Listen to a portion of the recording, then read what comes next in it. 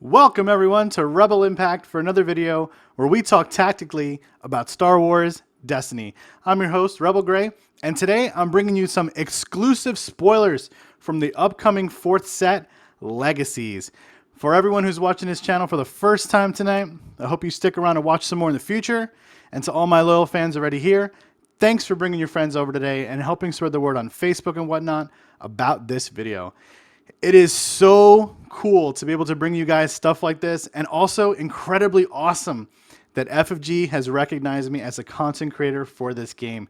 I feel like it's such a big step for this channel. It's almost like I'm starting all over again, and I'll try not to let the excited little kid inside me get the best of me on this one. All right, folks, I know why you're here, and I think I've made you wait long enough today. Let's get to it, shall we? All right, the first card up is Well Connected. It's a zero-cost, neutral, yellow event that reads, spot a yellow character to gain one resource. Each opponent may draw a card. Interesting. And I think at first glance, a lot of people are going to say it's a really crappy version of Truce. And you wouldn't be wrong in that assumption, but let's talk a bit more about it. So letting an opponent draw a card is kind of a gamble. They could draw into removal or maybe a big combo piece, or you could use this after they've already claimed so that the card doesn't become a factor in this particular round. Certainly, there's some timing involved to this card. If you want to maximize its benefit, minimize its downside. For those playing multiplayer, it's kind of extra dangerous, let's say. There's a lot of potential cards being drawn if you want to use this mid-round in a big multiplayer game. So, that can be kind of dicey. Also, it's a spot yellow, which means that at some point in the game, this card could turn off for you. And that can be really, really bad if it's sort of kind of part of something that you put in your deck because you really want to use it for something big. I wouldn't put a lot of stock in this card, though. Just like, you don't want to put a ton of stock in Truce. It's there to help you go forward and do something great, but it's not something that you really should make a crutch in your deck.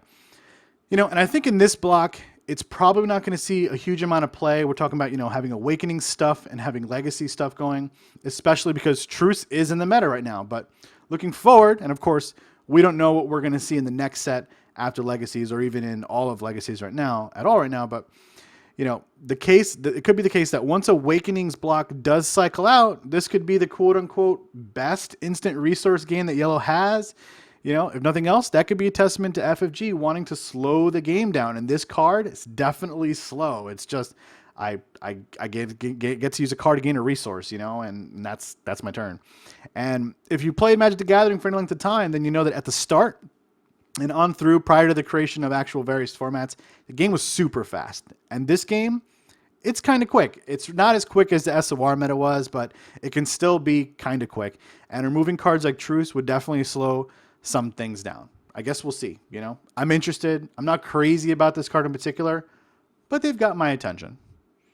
Next up is Dark Advisor. It's the first card in the set, number 1 in Legacy, and he is a character with 8 hit points for 8 points, so that's not too bad. And his die also not that bad, not the greatest either. He's got 1 indirect, 2 indirect, a focus, which is decent, 1 resource, and a special that reads, draw 3 cards, then place a card from your hand on the top or bottom of your deck. Actually, I really like this special. I think it's a great way to filter through your deck to find the stuff that you want, like maybe holocrons, right? And I think it's great that, it can be any card that you put on the top or bottom of your deck and not just the ones drawn. So you get to choose to either have some next turn knowledge. You don't need a card. You can put them on top of your deck, or you can bury a card that you don't need to meet your win con in this particular game. Some decks have maybe 1 or 2, maybe 2 or 3 different ways to win in a set of cards. So, if you know which way you're going, you can say, I don't really need that card for this particular game, so I can get rid of that. So I think here again, there's a lot of strategy to the use of this particular special. Obviously this guy, he's not a damage dealer. He's there probably to net you those 2 cards if you can figure out a way to get his die onto the special. He's really weak at 8 hit points, but I don't see him being a target unless he becomes this insanely good support character that's helping your deck in an insanely good way. I feel like if only Voss was this solidly viable character in a competitive play, then this guy, along with stuff like Temptation, Dark Council, could go a really long way in extending your hand or even making those no mercy plays really, really huge. I think that there's stuff here, and since it's probably the only non-unique blue character coming, you can start getting an idea of how it's going to work with the existing deck archetypes. Outnumber is my last and final card to show you guys tonight, and it is my favorite of the three. I love removal cards, and I think this one is really, really good.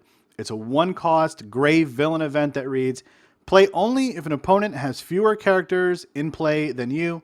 Remove one of that opponent's dice. This is really good. Right away, people are going to be comparing it to Flank is what I bet. That's fair since they could occupy similar deck spots. In fact, the fact that it adds another gray card into the mix is a good Kylo 2 counter, especially since those decks are also 2-character decks. Also, remember that Flank is in the Legacies block, technically, because it was printed in the 2-player game box set. So even when Awakening cycles out, it may compete with a deck spot for this card still, or maybe they go side by side. We're going to have to see how the meta sort of shakes out on that. I think this card also sort of tips the scales in favor of 3- and 4-character decks to have the best removal, at least on the villain side, which is, you know, where the best villain deck is at right now. It's at 3 characters in our current EAW meta anyway. I also feel like if you're playing a 3-character deck, this is almost a shoo-in. You know, if it's an aggro deck, it's almost a shoo-in. And if you're running a 4-character deck, to me, this is like an auto-include. That's just my opinion. Of course, you know, I think that my decks, they tend to be a little more control heavy than some might like, but that is my personal style of play. Also, hitting any die you want is just great. It doesn't really need any further explanation. You're not limited by a value on the die or a particular side of the die. So yeah, you know, I think this is a really, really good removal card for aggro decks that don't want to be limited in their activation sequence by something like Flank. Alrighty, folks, there's all 3 of the spoilers that I got from Fantasy Flight Games in my inbox this morning. I'm sorry I made you all wait so long, but I had a super busy day at work, and I really couldn't be bothered to just get them up on Facebook and then try and respond to the comments or follow the discussion and all that. I knew I would be tempted to do that, and I kind of had to focus on things today. In any case, I hope you enjoyed what you saw, and if you want to know more about what's going on here at the channel, hit that subscribe button below to get notifications when new videos get posted here. You can also follow me on Facebook, on Twitter, at the links below. And if you're feeling like a giving person and you want to support my YouTube creations, feel free to donate $1 or whatever you like on Patreon. Thanks for watching, everybody, and stay tuned for next week's video on the yellow spoilers from FFG's most recent Destiny article. I'm looking to get that one out around Tuesday next week. So until next time, remember to be careful when handling bags of sand, because that stuff is coarse and it's rough and it gets everywhere.